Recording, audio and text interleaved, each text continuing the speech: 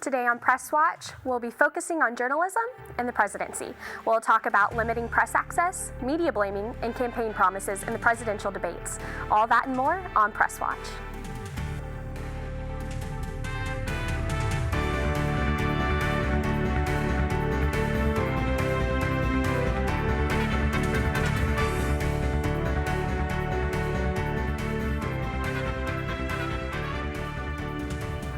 Hello and welcome to this week's edition of Press Watch 2016. I'm Jameson Keefover. Today I have here with me Shelby Cashman from KOKH Fox 25 here in Oklahoma City. And I also have Kate Houston, who teaches political science here at OCU. Thank you both so much for being here. It's going to be a great show. Yeah. Our first segment today is about press access being limited by President-elect Trump, which is unprecedented in any administration that we have seen in the past. If we look to the screen, we're going to be showing two tweets to you. Both. One is from the Huffington Post, talking about how the press wasn't allowed to follow President-elect Trump whenever he met President Obama. And the second is going to be whenever Trump ditched the press pool so he could go out to dinner. So what do you ladies think about this? You use the word unprecedented, and I think that's a word that we have been hearing a lot and experiencing. I mean, freedom of the press is our First Amendment right, and the way that President-elect Trump has been handling this is something that we're not used to. And it's kind of uncharted territory, to be honest. And I don't really know what's going to happen. I mean, presidents and president-elects have always had a love-hate relationship with the media. So the idea that, Trump is going to have to kind of learn this more traditional politician role with how he interacts with the media versus his more celebrity role is going to be a transition. And so he's going to have to navigate that. And the media has made Donald Trump, if you think about it. I mean, he's been in the media since he was a New York real estate mogul, and this is not a new thing to him. So in some ways, the media could be blamed for his rise to begin with. I don't know. There's a lot. Do you think that this is going to change the role that media is going to play with him over the course of his term? I don't. What do you? I think that when he gets into the White House and he's confronted with the traditional daily press briefings, when he is confronted with the need to speak to the press and then speak to the country as president of the United States in the Oval Office, I think he's going to find that he plays a different role, and that's going to be, I think, a learning curve for him, and quite honestly, most likely a struggle. I kind of think of the boy who cried wolf, right? So Donald Trump is mad, but then when he actually has something that he wants to get out there via the media, then he's going to come, circle back and have to figure, okay, maybe I do need you. A little bit. Yeah, exactly. And then looking at his tweets and different things, would you guys consider that media and media publicity for him? Is he just going back and forth in what he's saying, or? I mean, the game has changed. Yeah.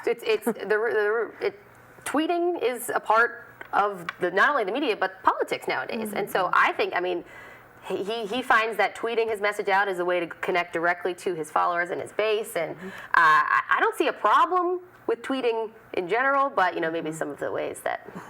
I mean, you always have presidents who are kind of the forerunners of using a media forum to be able to get to voters and get to citizens. I mean, you have Teddy Roosevelt, you have FDR who uses, the radio, you have Ronald Reagan, his unprecedented use of television. So the question is Donald Trump going to be the tweeting president? Is this how he's going to reach citizens? And if so, what are kind of the implications of that, especially when he tweets out misinformation, as was the case over the weekend with the voter fraud charge. Yeah, we'll talk more about giving out false information later on. But so how do you think that journalists need to react to this now that it's continued into him being president-elect? So how are they supposed to maneuver around this and stay legitimate? I think he's going to have to. Journalists are going to have to, I think, continue to ask the hard questions, and they're going to continue to have to deal with the fact that when he says that journalists are crooked or journalism is after him, continue to take a steady course and present the best information that they can. And he's attacked a lot of journalists, personally, and Katie Sher on NBC. A lot of people. He's come at these journalists personally, and they've done a really good job at presenting him with the facts. When he accuses them of saying wrong information, they come back and say, well, actually, let's run the clip of you saying it. So they kind of are backing up his claims. and showing that they in fact did their journalistic duty in reporting what he said. Yes. So to have that backup, Yeah, that's a good point. Yeah. But what do you think they should do whenever misinformation, like you said before, is so accessible? So how do journalists, deal with that, along with him on top of it criticizing them? So it's just all around criticism at this point. I mean, social media is becoming the new forum for people to get information. Pew Research had a poll that showed, that especially in the 18 to 29 age bracket, that almost 50% of people, that's how they received their primary source of campaign information. And that is a total sea change in the way that people are going to learn about people, learn about campaigns. And if you're doing that and you're tweeting out misinformation, I'm not sure that, except for keeping the steady hand and kind of to maintain the factual information that's out there, I'm not sure that you can correct, misinformation that's out there, especially when politicians are the one putting it out. And from a journalistic perspective, you have to, I always say, practice safe social mediaing. If you're going to use Twitter or social media as a primary source of information, you better be sure that that's coming from a reliable source, or if you're going to reference a tweet here or there, that it's coming from a verified place, because things can get murky when you start using social medias and tweets as the basis of your reports. So that's something to know where it's coming from. We'll talk more about this later, but that's all the time we have for right now. But when we come back, we'll discuss media blaming on both sides of the aisle. That's coming up next on Press Watch.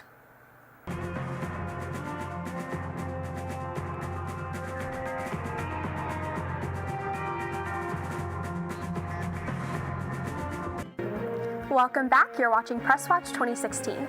This election cycle, the media has been blamed left and right on both sides for pretty much everything.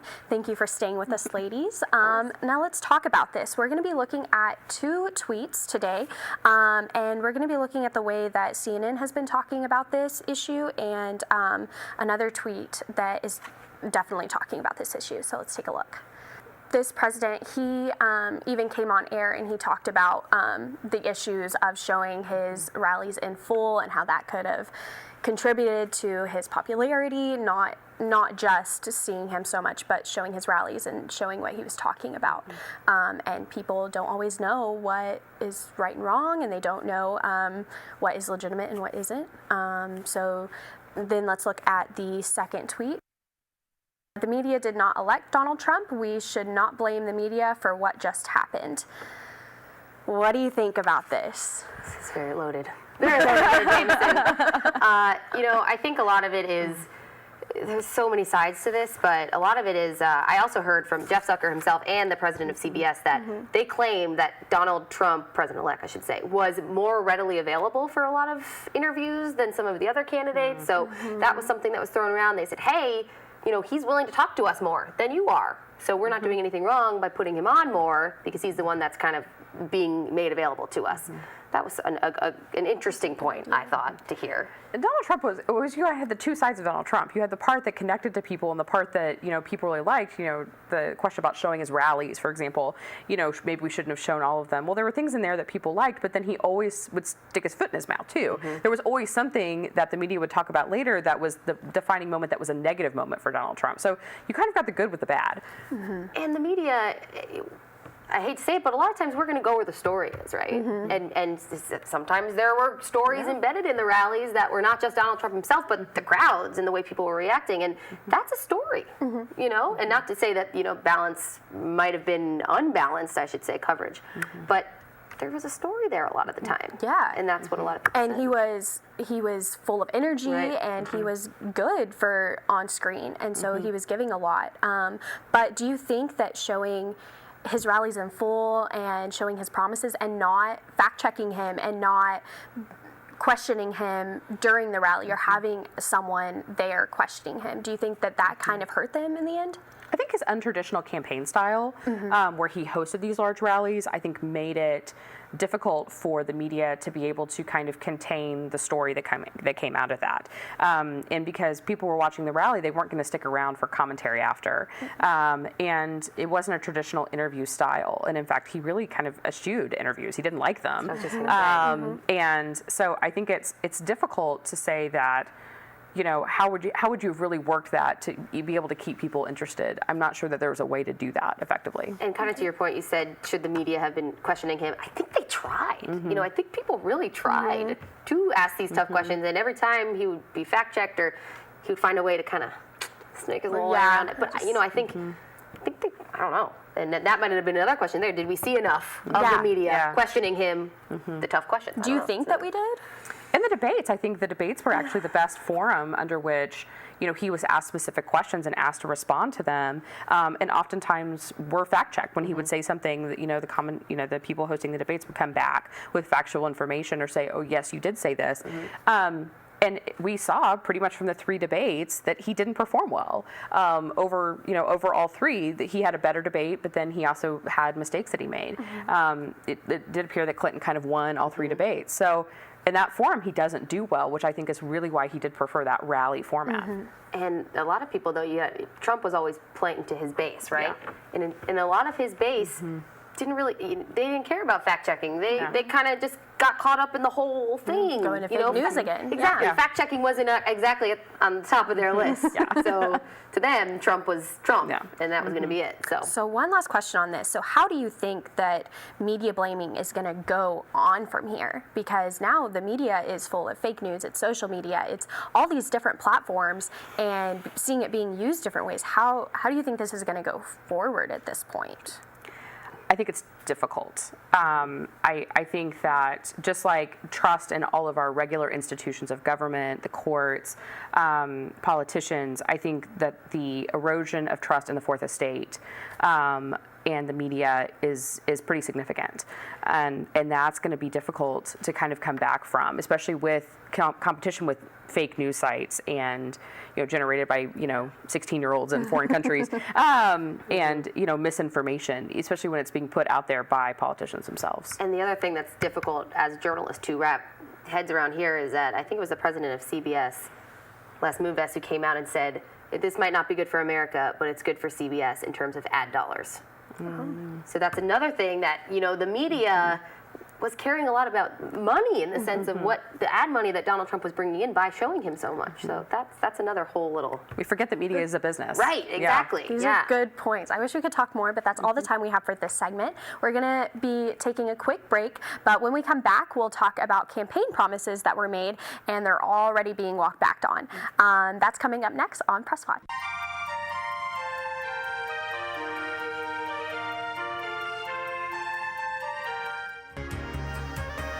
Welcome back to Press Watch 2016. It's time now for us to talk about campaign promises and how important they are to keep, or does it matter because it's not happening right now? How does the media react? Professor and Shelby, thank you so much for being here still. And so let's take a look at Trevor Noah on Comedy Central. He talks about some of the promises that have been made and have already been retracted. So let's take a look at that. But still, a lot of people voted for Donald Trump because of those promises, especially build a wall. If he was Michael Jackson, the wall was his Thriller. And just like Michael Jackson, he's starting to moonwalk away from it. Are you really going to build a wall? Yes. They're talking about a fence in the Republican Congress. Sure. Would you accept a fence? For certain areas, I would. By the way, if you voted for Trump because you thought that no matter what, he would send Hillary to prison, well, bad news, bro.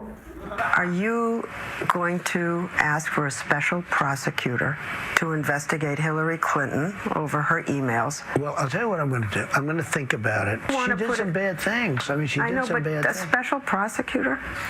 I don't want to hurt them. I don't want to hurt them. They're good people.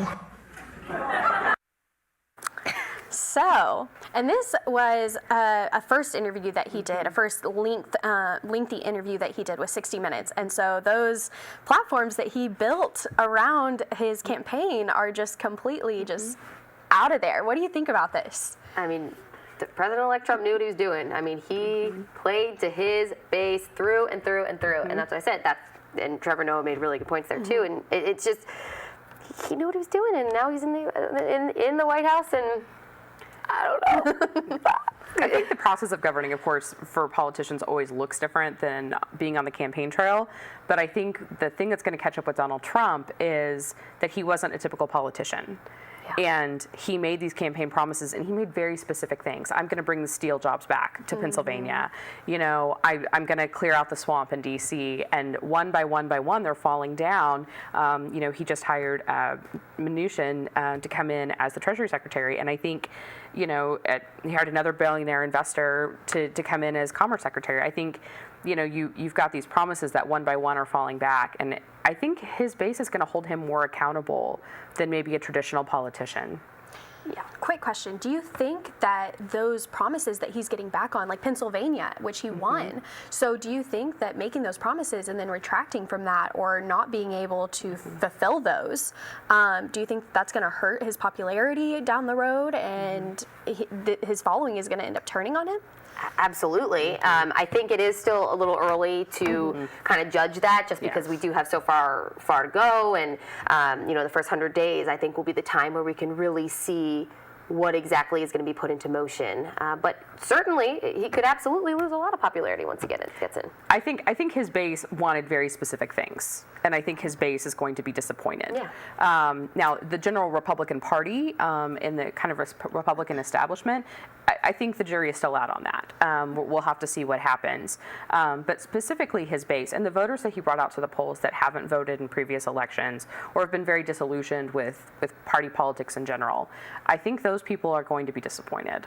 Yeah, I agree. Do you think that this is going to change the way that future presidential candidates are going to run their campaigns? Or do you think that they're going to be held as accountable as the way that he wasn't necessarily? Well, you already got Kanye West running for president, and Dwayne "The Rock" Johnson, I think he said 2020. So I don't know. Who knows who's going to start running? Yeah. Hollywood and DC. Yeah, now. I know. Hollywood. I think you're going to see some accountability, but I think what you're going to see in 2020, if Trump doesn't run again, or if he's not successful as a president, if he's challenged from within inside the party, but certainly on the Democratic side, and certainly by 2024, I think you're going to see very traditional politicians back. I think this is kind of a blip on the radar. I think the changes that we'll see from Trump are other things, like the use of social media and things like that, but I'm not sure that it's going to change. And he's still building his cabinet too, right? So we have to think about the people that he's going to be surrounding himself with. You know, there's talks of Mitt Romney right now. I mean, there's a lot of experienced politicians, and some not, but some that are being talked about for cabinet positions or, you know, his most trusted advisor. So that could, you know, even things out into a more political role too. So we'll see how that all plays out as well. So do you think it's good that he is getting experienced people that, you know, might not let him build a wall, or that they might be kind of restricting him back on these things and they might be influencing him in this 60-minute interview? Do you think that that's a good thing? Well, a lot of people I know who if they voted for Hillary Clinton, you know, they said, okay, well, even though he's in the White House, at least hopefully he'll surround himself with some people who can rein him in, as you said. So I know, and some of his picks are already worrisome to those same people. So I don't know. I think it's going to go either way. They're not finalized yet, but I think they could help things. I think certainly his only traditional pick so far has been Priebus, you know, the head of the RNC. Outside of that, they've mostly been kind of outside of the norm, kind of lobbyists, people who've worked in Wall Street. Breitbart News. Breitbart News and Bannon. I mean, I think you have some real questions there about whether or not, and of course we still have, you know, the process to get through in the Senate to see whether or not they're going to be approved. But I'm not sure that his pick so far, certainly the Romney, you know, discussion is interesting, but then even have, you know, you have Kellyanne Conway coming out saying that she, you know, tweeting that she doesn't like that pick and that, you know, Trump's base supporters are unhappy about that. So there's this kind of infighting that's going on too. Go anyway. Yeah. This is some great analysis on this. Thank you. But we're going to be shifting gears to a little humorous side of our show. We're going to have Press Watch's Daniel Paugh come up and talk about a kind of different way to look at the 2016 election. So let's take a look. Daniel? Thanks, Jameson. With the election over and the votes not quite yet counted, America can finally breathe a collective sigh of disappointment in itself after the flaming dumpster fire we all just witnessed has died down and left a new president standing in the soot. The election of 2016 will be remembered for many things, but tactfulness and subtlety are none of those things. However, the presidential election has always been a divisive affair, and that divisiveness has caused many a candidate throughout history to act in ways that make this year's election seem tame in comparison. The election of 1800 was a uniquely awkward one, as it was the only time in history that the Vice President Thomas Jefferson ran against the president he was serving under, John Adams. Jefferson got in some imaginative lines, calling Adams a hideous hermaphroditical character which has neither the force and firmness of a man nor the gentleness and sensibility of a woman.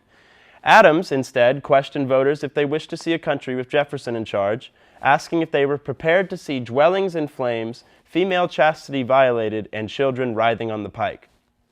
In the election of 1828, a John Quincy Adams-backed newspaper called Andrew Jackson's mother a common prostitute brought to the country by British soldiers.